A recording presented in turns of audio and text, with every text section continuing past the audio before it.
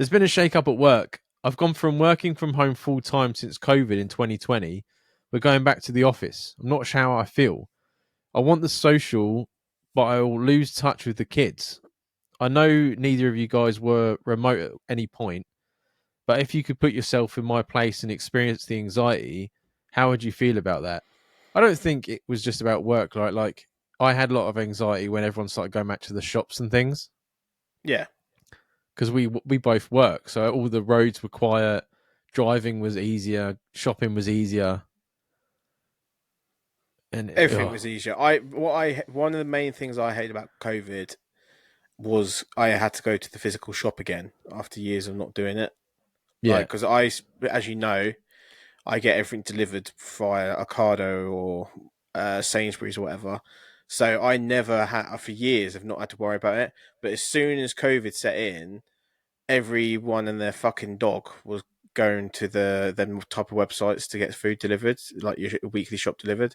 So the anxiety for me was during that time where I had to then reintroduce myself into what was already a crazy situation because people were acting up in supermarkets. mm-hmm. Um, but yeah, I think any change in life gives you a certain amount of anxiety. There were like when I went and did a first aid course last year, because I've never been to this place in Redbourne and I've never been know any of these people when you're going to a brand new thing. The anxiety the day before that first aid course was sky high. Do you know what I Mm. mean? I think it's only natural to have anxiety, and I think COVID brought a lot of that out of people. It certainly brought it out of me. I always dealt with it very differently, and now I'm very different in the way I deal with things. So, but I would also say you're lucky to have been remote working this long, and welcome back to the real world. Unfortunately, they're paying Yeah, overheads from them offices for a reason. yeah. Basically, that's why they're bringing you back. Yeah, because a lot of companies were like, "Oh, this is easier, just letting you work from home." But then obviously the cost of the building, they were like, "Nah." It's because like Sabina does like 1 day at home and then like three in the office and one in like Glasgow, Edinburgh. Mm. But it's like it's handy because if she's ill or anything like that, she still has the option to work from home if she needs be. I think that's Yeah, fucking quality. But yeah, the anxiety will be over quickly because I think it's just that shock of working around other people. You get in a routine on your own, right?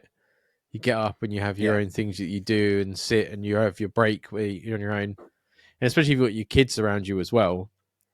But I That is think, a letdown because obviously you're used to spending that time with your kids now, and then yeah, having to hybrid work or go back to the office permanently would be a difficult thing for a lot of people.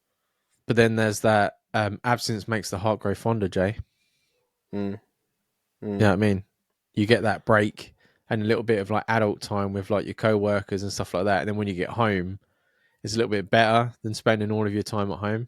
Depending on how old your kids are as well. Like I know three or four couples at the minute that are struggling with like their kids like pre-nursery age, no Right. preschool age. Sorry, so they're going to nursery. And do you know how much they pay a month for childcare? If Oh, because yeah, they I know. both work full time, it's £1,000 a month Yeah. just for your child to go to nursery, which is insane.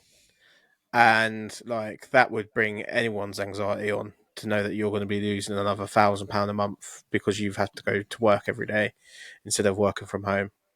There's a guy at work that like, if we get out early or like he has time off, he like books the kid out so he doesn't have to pay the Yeah, money.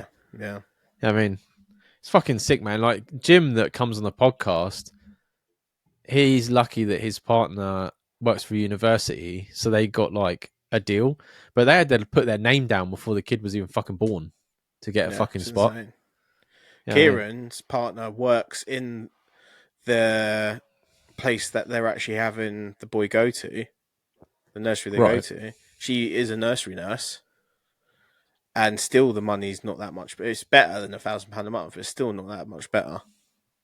It's crazy that you thousand have to pound a month, fucking bruv. That's yeah. more than a lot of people pay for their mortgages. That's double what I pay for my mortgage. Yeah, exactly. If I had that plus my mortgage, I'll be paying my wages. That's what I mean. I mean, like you just fucking. I'm not going to get back into a rant about the government, but like,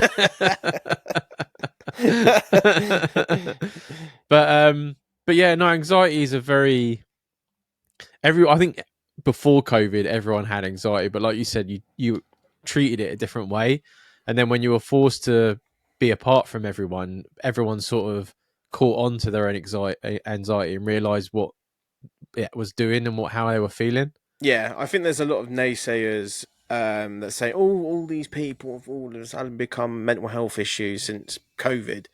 I don't think it is that. I think COVID gave a lot of people a lot of time to themselves, Mm, and like even though me and you worked the full time, we were coming home and spending the entire evenings and weekends at home. yeah, So because that was happening, you spent a lot of time to think about yourself, which we'd never had before, yeah, and it fucks your head up for some people that had issues. And like I didn't know I had issues until that happened, mm, and it does. And unfortunately, that's the reality of it. And I think there will be people that tell you there's nothing wrong with you, and everyone's got to have something wrong with them nowadays, and all this shit. But to a certain extent, that is true. But to a certain extent, there is people that had issues before they didn't know it. mm. I think, like I said, it's over pretty quickly. I think once you get into work, you say hello to everyone, you get back behind your desk, and you start working. I mean, the human race in general are really quick to adapt. Yeah. I think once after like a day or two, it would just become second nature again. It's just that first initial like no one likes change. I'm terrible. When with the jury duty on the Monday, I went into work because I didn't really know what I was doing, Mm-hmm. and like I'm really anal routine wise. Like I go to the toilet at the same time. I have the same thing every day for my lunch, my breakfast. I come home, I sleep the same time. Like every single thing I do. This is why, like I say to Speed, and like I could never cheat because every day for me is exactly the same. So then, Be when too this jury difficult. duty comes in, and I was like freaking out. I was like, "Am I supposed to get a phone call? Like, am I supposed to? What the fuck am I supposed to do?" And I'm like fucking frizzling like everywhere, Yeah. and it really threw me off. Like my last week was, and they were like, "Oh, you got lucky. You had 2 days off." I spent my 2 days pacing around my house, worrying, am I going to get paid? Where am I going to get money from? Like, it was fucking horrible. And that was just purely anxiety from not being able to handle like change. Yeah. Yeah. You know what I Which mean? is it's not good. Yeah, because we discussed it briefly before we recorded that episode, and I had to try and like obviously not be